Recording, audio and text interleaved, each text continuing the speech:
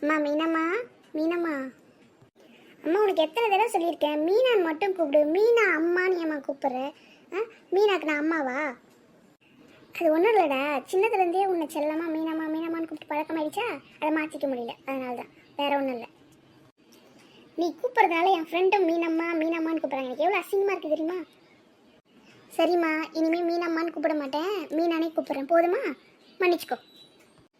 சரிம்மா. சரி, வந்த விஷயத்த மறந்துட்டேன் பாரு. கடைக்கு போயிட்டு ஒரு பால் பாக்கெட் வாங்கினோம்மா. பால் வாங்கி வச்சது திரிஞ்சு போயிடுச்சு. அம்மாவுக்கு தலைவலிக்குதா, ஒரு காஃபி போட்டு குடிச்சா நல்லா இருக்குன்னு தோணுது. போய் ஒரு பால் பாக்கெட் வாங்கி வந்துருமா. நான் போகலம்மா, நீங்களே போயிட்டு வாங்க. அம்மாவுக்கு தலைவலிக்குதுமா. தெருவில் நடந்து போனேன்னா யாரெல்லாம் பார்த்தாங்கன்னா பேசிக்கிட்டே இருப்பாங்க தொணன்னு. என்னால் நின்று கூட பேச முடியாது, அப்புறம் கோச்சிப்பாங்க. நீயே போயிட்டு வந்துருமா. ஏதாச்சும் காரணம் சொல்லிட்டு என்னையும் அனுப்பினே இரு கடைக்கு. சரி போகிறேன், காசு கொடுமா.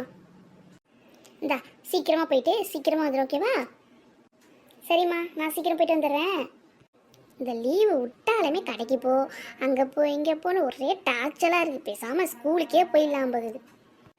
நாம் கொஞ்ச நேரம் உட்காந்து ரிலாக்ஸாக ரெஸ்ட் எடுப்போம். வந்தோடனே ஒரு காபியை குடிச்சிட்டு வேலையை பார்ப்போம்.